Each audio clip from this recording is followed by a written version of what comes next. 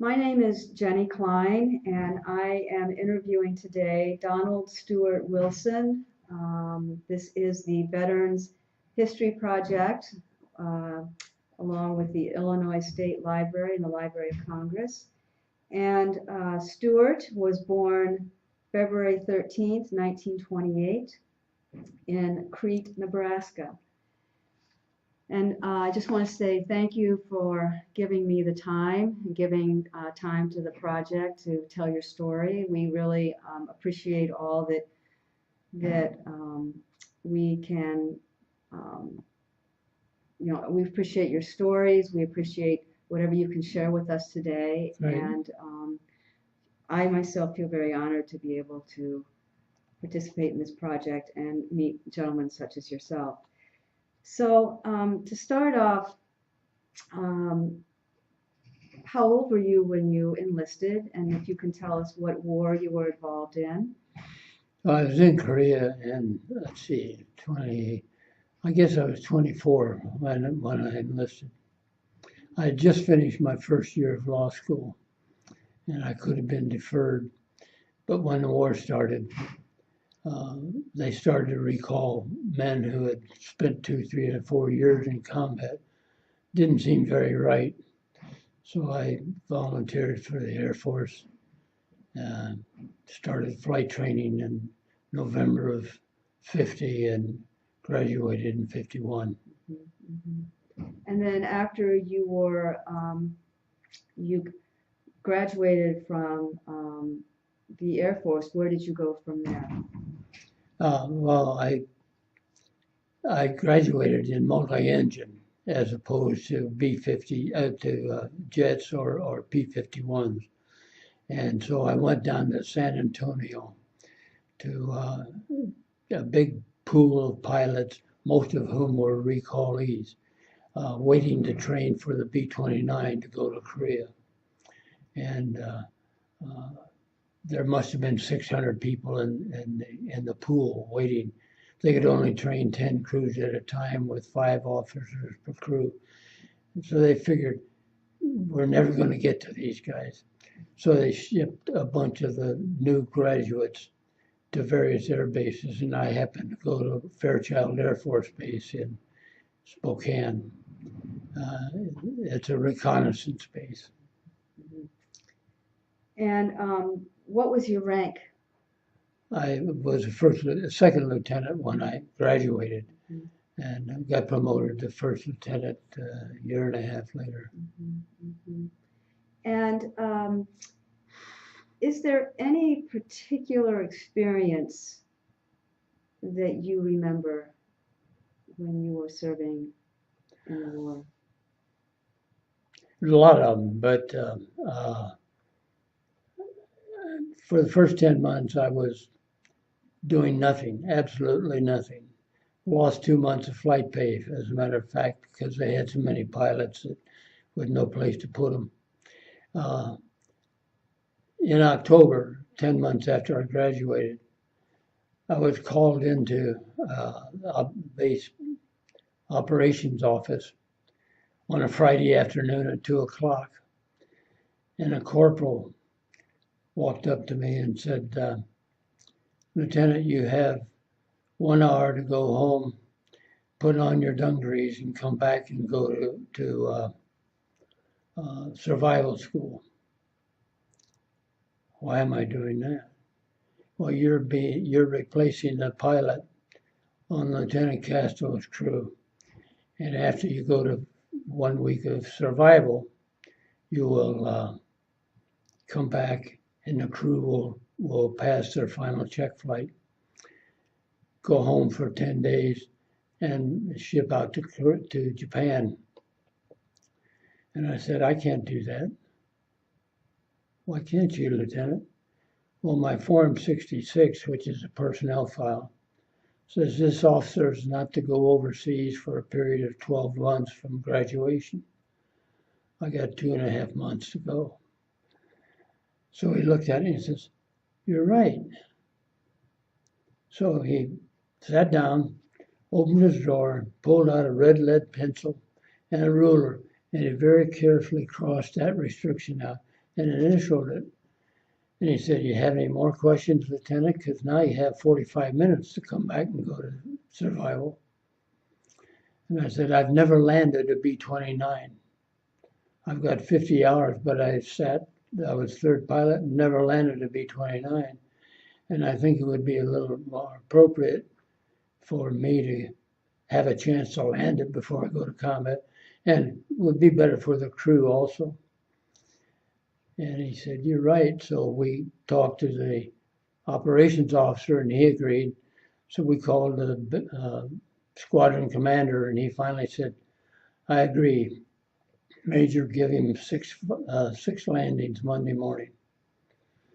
And so Monday morning I came in my flight suit. No airplane. No airplane on Tuesday. No airplane on Wednesday. Thursday, I called the colonel and said, "I haven't flown yet. You're going out right now." So I went out.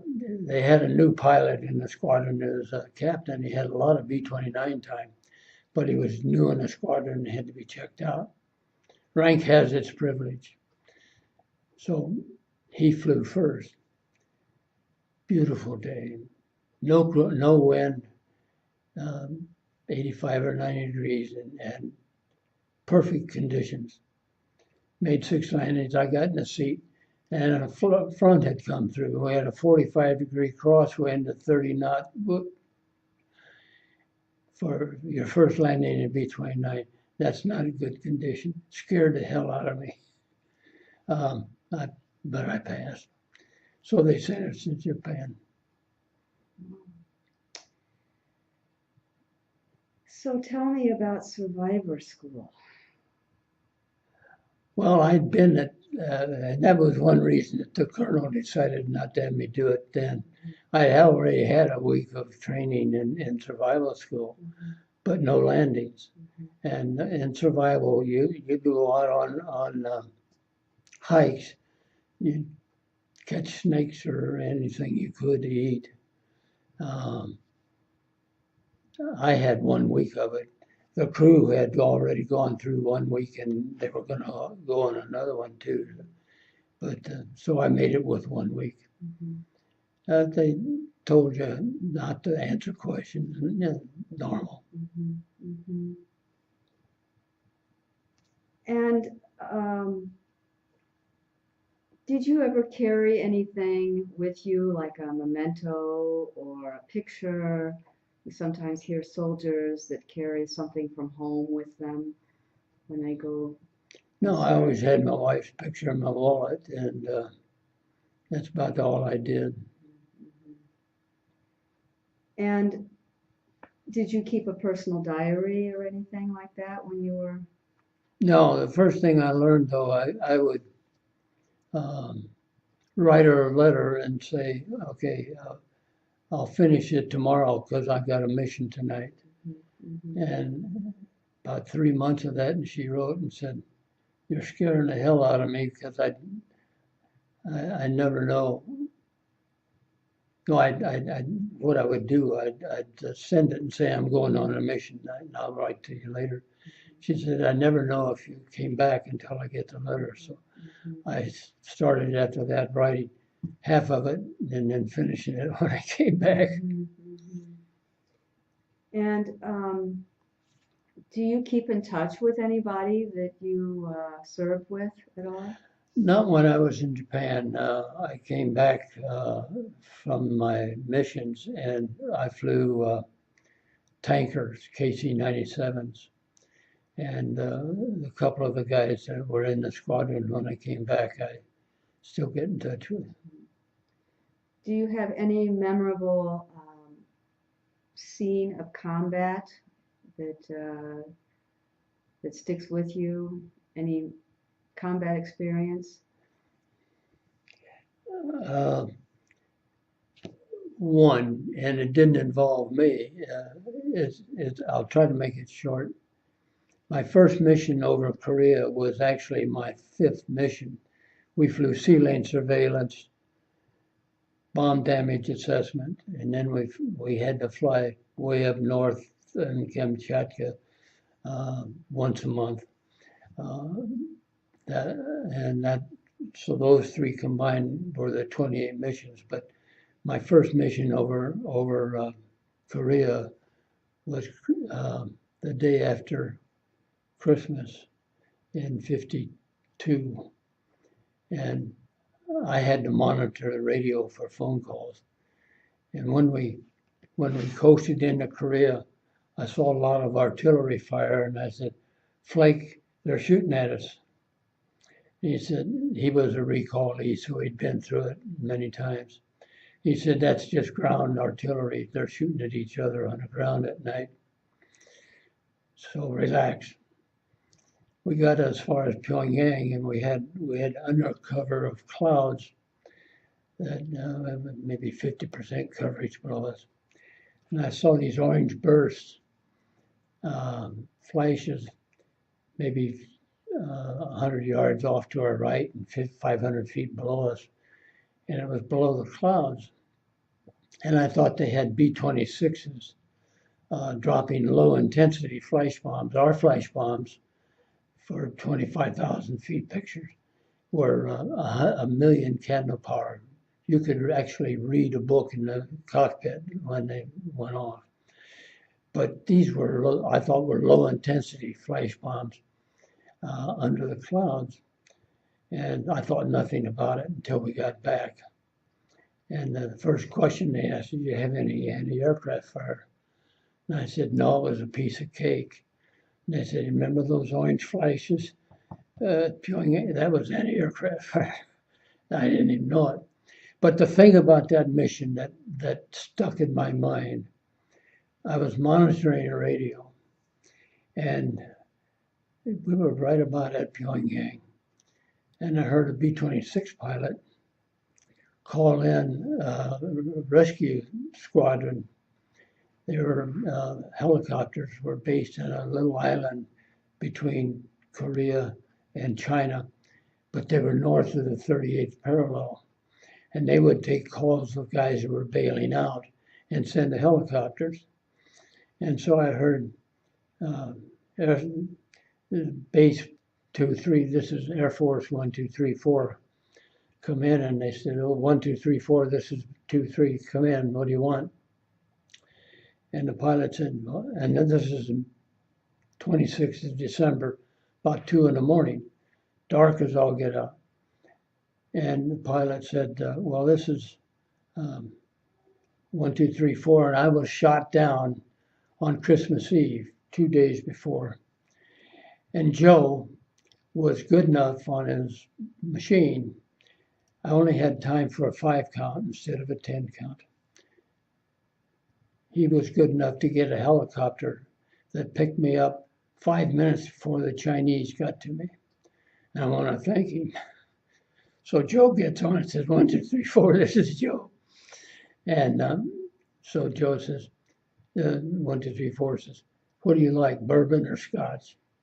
He says, "I like bourbon."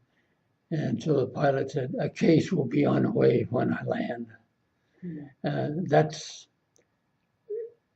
when I think of what those B-26 pilots went through every night on choo-choo missions. They would fly between the mountains, dead of night, looking for railroad headlights to bomb. And we were at 25,000 feet, maybe getting a little anti-aircraft fire. And it made me realize how lucky I had it. But I'll never forget that conversation. Something that sticks with you.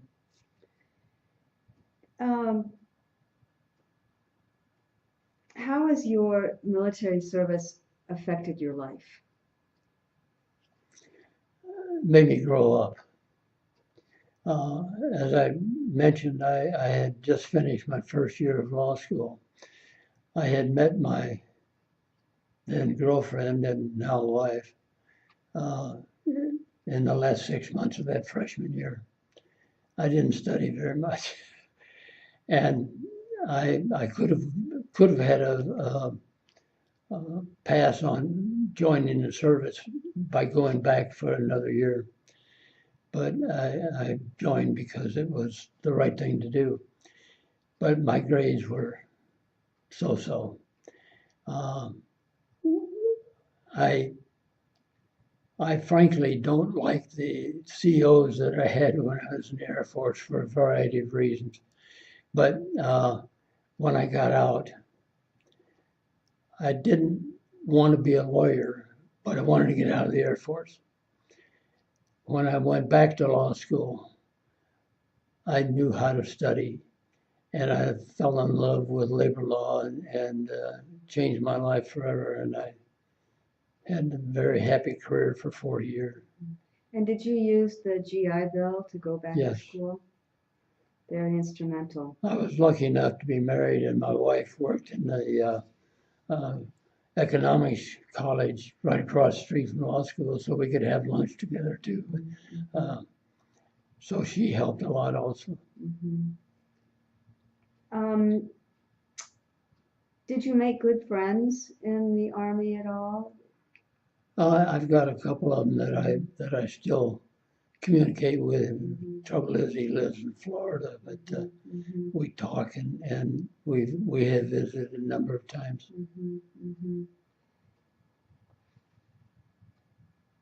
And have you been back to that part of the country at all?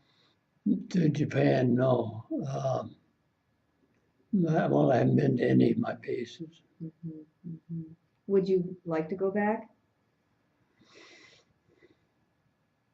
I wouldn't even know what to do if I went back. It would be a totally different situation, but I don't have anything I want to do in Japan, so I'm happy enough to stay here. And how has anybody ever come up to you and thanked you for serving your country? Yes, mostly because they see my hat, and as a matter of fact, that's the way I get new members for our meetings here too. But anytime I see a guy with a military hat, I invite him to come. It's a good way to get to know people, and I have had people come up and thank me when I wear the. Do you want to describe the emblem on the front? I was in the 91st Strat Recon Squadron when I was in Japan flying missions. And this group is primarily guys who were in World War II and doing reconnaissance. And I found out about them by accident and went to a reunion about 10 years ago and got the hat, which I wear every place I go. And a lot of people come up and make comments about Yes. it. And are they knowledgeable or are they curious when they come up to talk to you about it? Most people don't even know what reconnaissance was. Would you like to explain that? Well, when the war started, all the reconnaissance, you had a camera in the plane that took pictures straight down. We had one camera when I was in Japan that had a 100-inch focal length, and it had to take pictures out the side of the airplane. And that was different. But normally, you would fly over, if you were doing bomb damage assessment, you'd fly over 25,000. Take a series of pictures that would overlap by 20% so they could get a three-dimensional effect with the lenses they looked at it. And they flew all daylight missions when the war started. It got pretty dangerous because the Russians didn't really appreciate it. So they changed to night missions, and that's what I flew.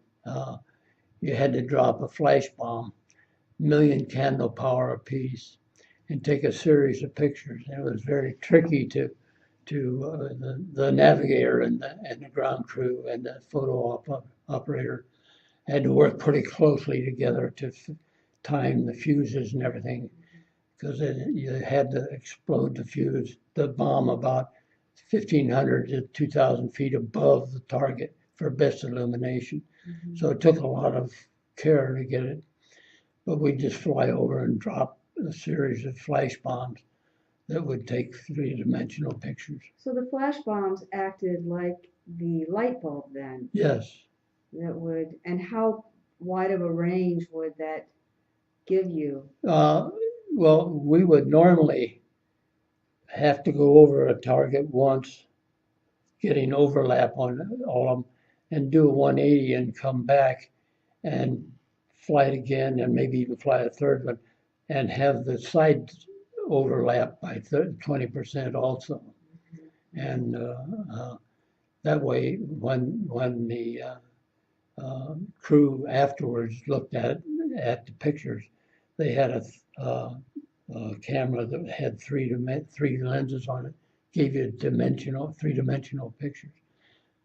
So the camera on the plane was in the belly, like it looked out through the belly of the plane? Right.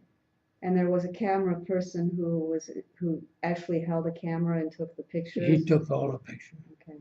He's the one that dropped the flash bombs, because he had to time it to overlap it. He took control of it at that point. Mm-hmm. And there's only one mission that we flew with 100-inch focal length, and that one got you in a lot of trouble.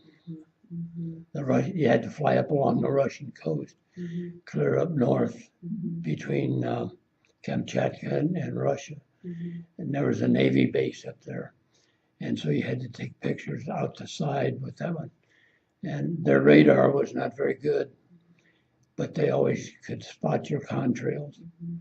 And we had one guy who was shot down when he mm-hmm. was flying that mission. Mm-hmm. Would you encourage young men and young women to enlist today? I have thoughts about it. I would not have any trouble encouraging them to be pilots. I would not want my son to be on the ground in Afghanistan. Mm-hmm. I wouldn't want anybody to have to do that. Mm-hmm. And is your view of our government today the same, or is your view of the government before you went into war the same as when you came out of war? No, and I'll tell you one story that'll tell you why. I didn't know anything about the State Department during World War II. I knew that there were a lot of Eastern College people who were friends of Roosevelt and in my mind were socialists. But I didn't know that much about the State Department. But when we were in Japan, we had Ferret airplanes, B-50s, that had 5 radar operators in the belly, loaded with radar equipment. And their job was to fly along the Russian and Chinese coast, and frankly, even sometimes well inland, trying to locate all the radar operations that the Russians had and Chinese had, and get the frequencies of the equipment in case we went to war and our B-47s needed that to be able to avoid radar. Well, the Russians knew that we were doing this, so they kept changing the frequencies. And there was one incident that happened the day the armistice was signed. An F-86 pilot, Ralph Parr, had 9 kills. He was flying along the Yalu River, and he saw a twin-engine transport flying towards Vladivostok. So he shot it down. It was north of the Yalu, in enemy territory, but not where we were supposed to be. He got credit for a 10th kill, double ace. But the Russians were a little upset. They complained about it very strongly. July 29th, 2 days later, we had a ferret mission that was supposed to go take off in the morning, take a circuitous route, and arrive over Vladivostok and get their radar information at 6:20 in the morning. We had a woman in the State Department based in Japan who told the Russians that our plane would be over Vladivostok at 6:20. He was shot down. One man survived and didn't find out about that until later. We also had a radio station, long-range station in Japan. The radio operator listened to the ground crew send the pilots up in Vladivostok and then listened to the pilots as they shot our plane down. Didn't warn anybody that the plane had been destroyed, so it took 22 hours before he was missed, and they sent a crew out to look for him. I have no respect at all for the State Department. Mm-hmm. Changed your mind.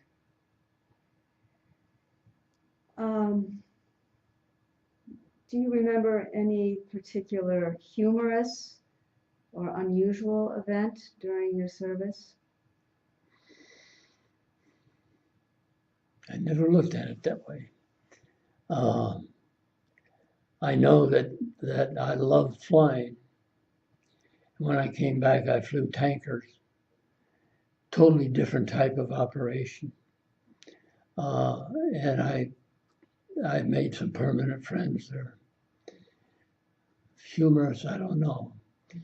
It wasn't related to service, but we would go skiing with people out in California and enjoyed our time off in an area of the country that I probably would not normally be in. And that's the best part about it. You got to travel, you got to see a lot of places. So, this is our 14th move, so we moved around a lot.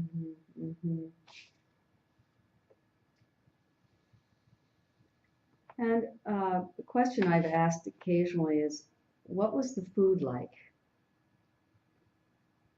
during your service?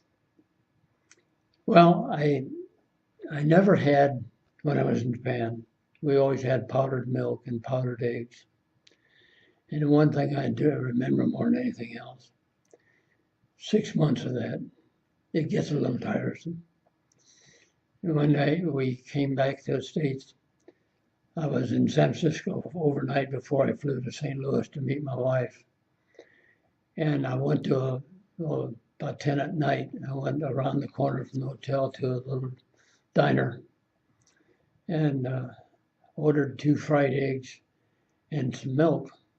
And he brought the bottle of milk and he poured a glass and went back. And as he started away, I said, no, wait, you don't understand me. I want all of that milk. It was a pleasure. It was a pleasure to drink a glass of milk.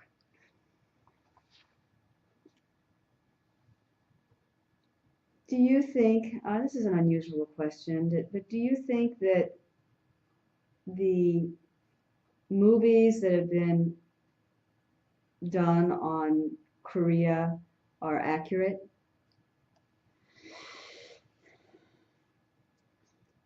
Well, the only one I watch is Radar. That's on the ground, and I don't know much about it. I haven't seen very much about the air portion of it. I know that Radar is probably not very much like the real thing was, but they had to make some humor out of it to get people to watch it. I've got friends that come to our meetings here. Well, one fellow, for instance, was on one side of the hill and the Chinese were on the other side. And he was in a bunker, 2 of them to a bunker. And it was so cold that the snakes came into rat snakes came into his bunker and wrapped themselves around his legs, ankles, for warmth. And he still wakes up at night shaking, trying to get rid of the snakes on his ankle. I had nothing like that. I took off at midnight, came back, had breakfast, went to bed in a clean sheet, and had warm meals every day. It was totally different than on the ground. And I'll never be thankful enough for that. When I talk to these guys who are on the ground, I couldn't have more respect than I do for those guys. And I know that you participate in the veterans group here. Yeah. And is that a comfort for you to be around the veterans, like from the different wars? Oh, I wouldn't miss them. When this World War II group first started, there was a guy named Bill Rooney who ran it. I had met Bill because of his cap in Jewel one day, and we got to be friends. And he told me about this World War II group. He knew I was from Korea, and I would come to hear the stories that the guys told, and was fascinated with it. When they started the Korean group, Bill told them about me, and they put me in charge of it. And I'd love to come to that one too, because these guys have great stories. I have nothing but respect for them, and I wouldn't miss a meeting for the world. Bill died, and they're different, but I wouldn't miss a meeting for anything. The sense of camaraderie.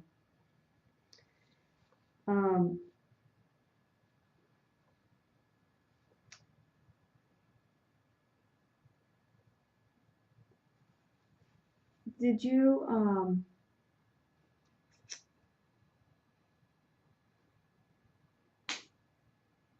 I'm at a loss here. I apologize. Now I'll tell you one funny thing that. Okay, thank you. Yeah. When I went into cadets, the first day, we were all in the barracks, and one of the guys introduced himself and said he had flunked out of West Point. But he said, well, I learned how to shine shoes. And I'm going to teach you guys how to do a spit shine. So we all went in, and it's very simple.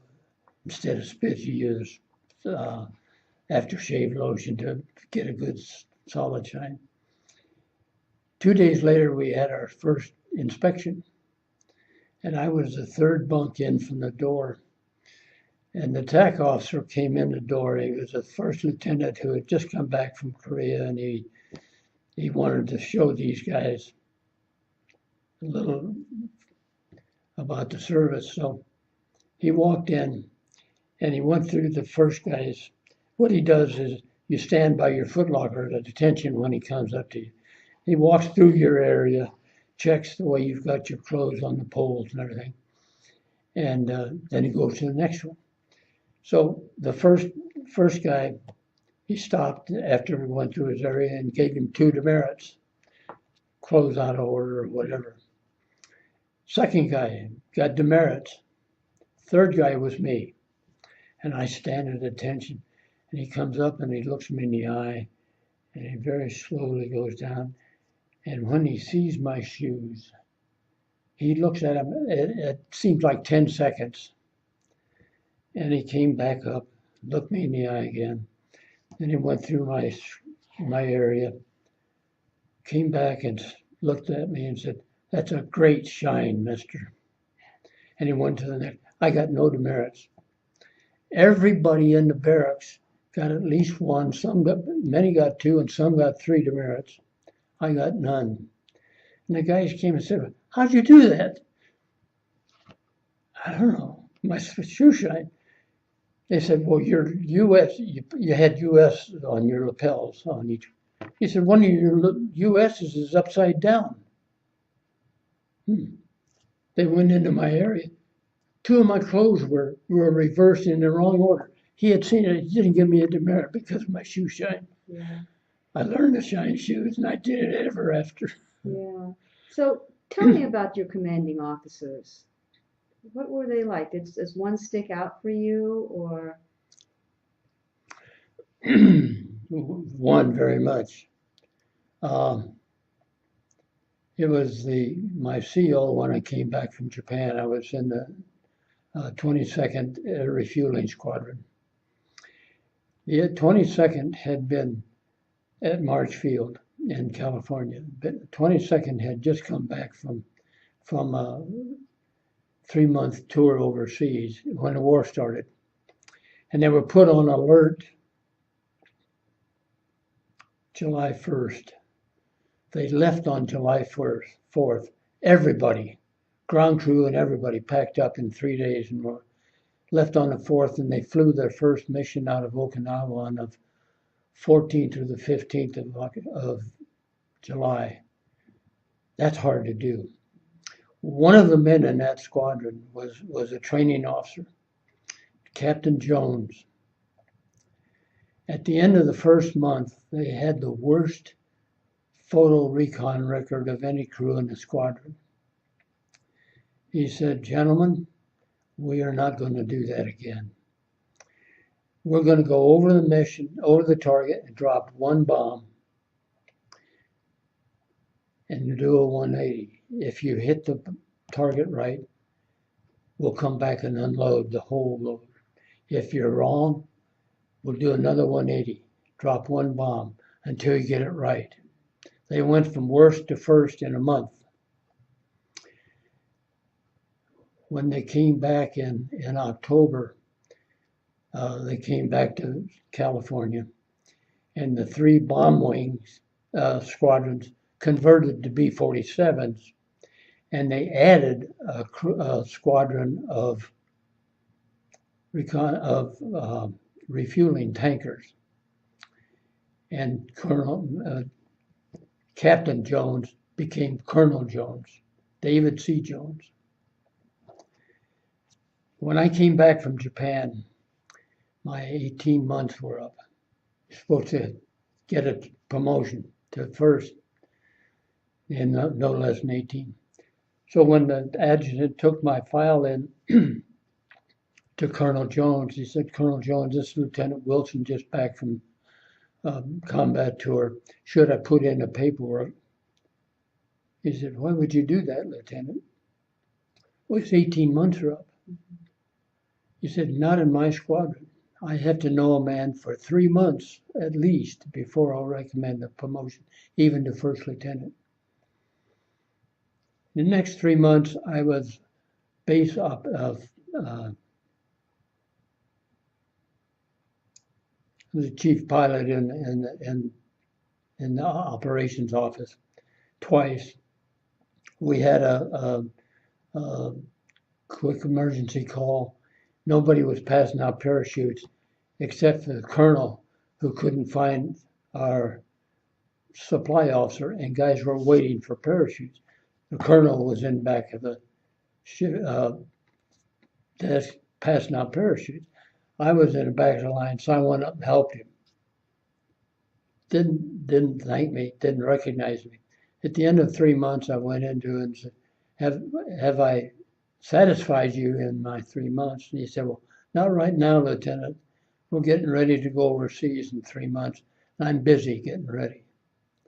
That's why it took me 2 years and a month to come first lieutenant, and why I got out of the Air Force. Mm-hmm. But he was a stickler. 10 years later, he was Chief of Staff of the Air Force.